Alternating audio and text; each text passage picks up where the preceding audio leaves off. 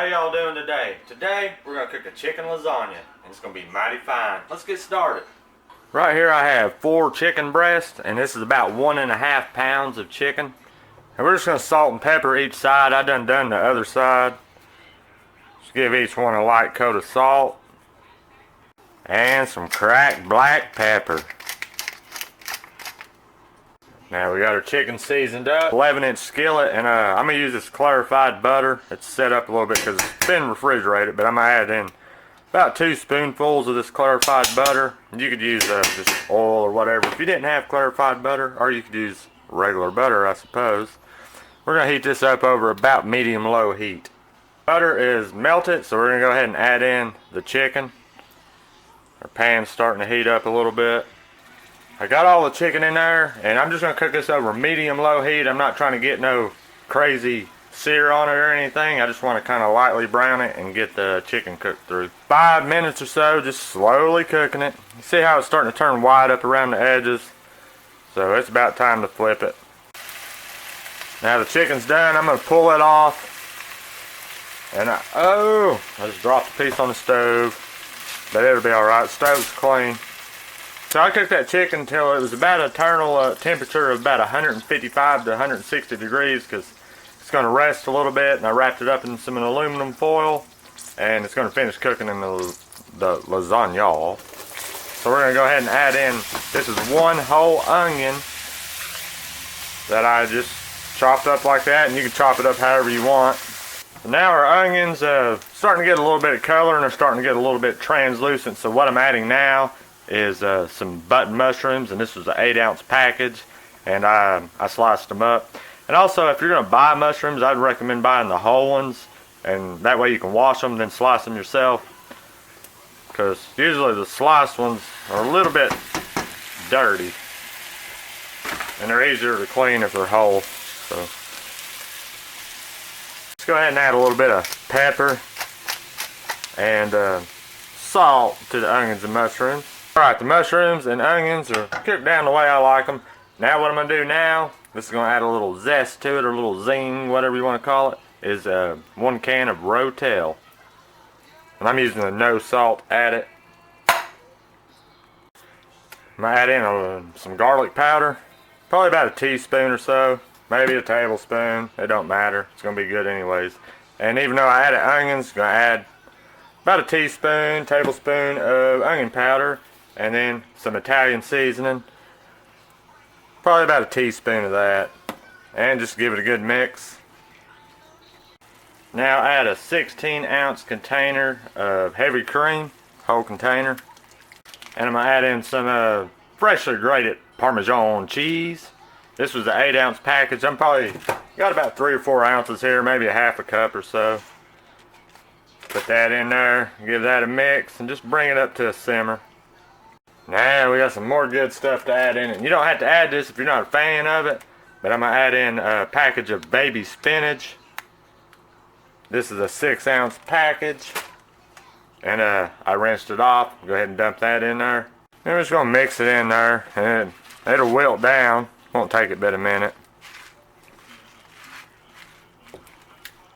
So just cook that over low heat until the spinach wilts down. Man, that sure is looking mighty fine and smelling good. What I done here is just cut the chicken up in bite-sized pieces, and I'm going to dump it in there now. I had the chicken resting in this aluminum foil. I'm going to throw the juices in there too from the chicken. Give it a stir, and I'm just going to let this simmer together for about 10 minutes while I get everything else together.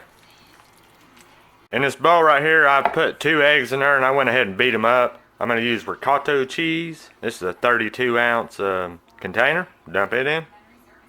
Some more of the fresh grated Parmesan. That's maybe a 1/4 cup or so, but you don't have to be precise. You can add as much as you want in there. And I'm using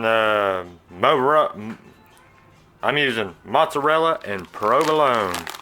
I'm going to add in a good handful of that in there. Add a little bit of Italian seasoning, just a little bit, and some cracked black pepper. Just a little, and give it a good old mix. Got that mixed up really good. And you could use cottage cheese if you wanted to.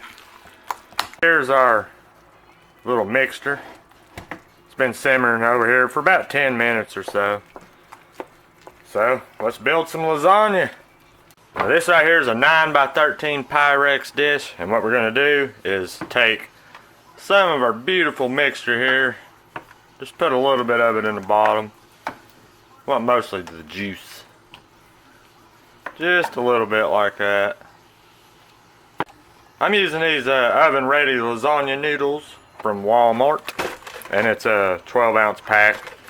And what we're going to do is put 4 of them like this, kind of overlapping them just a little. Then we got a little bit of room on the end, so we'll just break a little bit off of one, throw it right there. Now we're going to take about half of this cheese mixture and put right here on the noodles. On the noodles. About half of it. Then of course we're just going to spread it out nice and even across the whole thing. We got that nice and even. Now we're going to start laying this good stuff on there. Get about 2 or 3 good spoonfuls on there. Just like that. Get some of that juice. And just spread it out nice and even. Then we're going to add in more noodles. Another layer of noodles. Just like that. Just like we did before. Break that one. Then we're going to top with the remaining ricotta cheese. Oven just preheated. Then layer again with some more of this. We got to save a little bit of this for the top.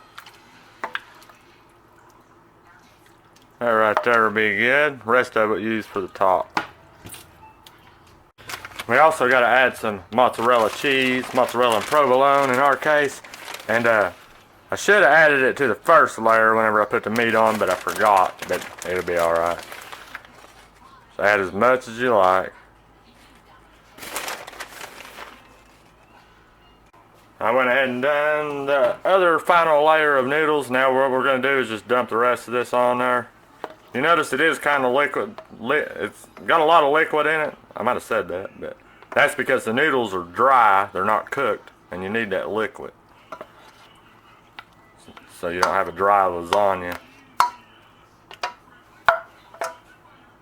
And now it's almost ready for the oven, and I will be putting more cheese on top of it, so don't worry, but we're going to cook it first a little while. But I'm going to cover it tightly with some heavy-duty aluminum foil. Now that it's covered, I've got my oven preheated at 400 degrees, and I'm going to cook it on about the middle rack for about 1 hour covered. I cooked it for about 1 hour and 15 minutes covered, just until the noodles were tender. You can take a fork and you can kind of tell they're tender. Could have used a little bit of a bigger pan, you know, a deeper pan anyways, because it did overflow a little bit, but that's alright. This is real life cooking. I ain't no professional. But we're going to go ahead and add in a good layer of mozzarella and provolone cheese. And this was a 16-ounce bag, so basically using the whole bag. So whatever we got left, we're going to put on top of it. So we got the cheese, spread it on, put it back in the oven, 400 degrees for about another 15 minutes. Just pulled it out of the oven, and it is smelling mighty fine, I tell you. I'm going to let it cool for a little while, and then we're going to try it out. I cut us a piece of lasagna. Look at that right there.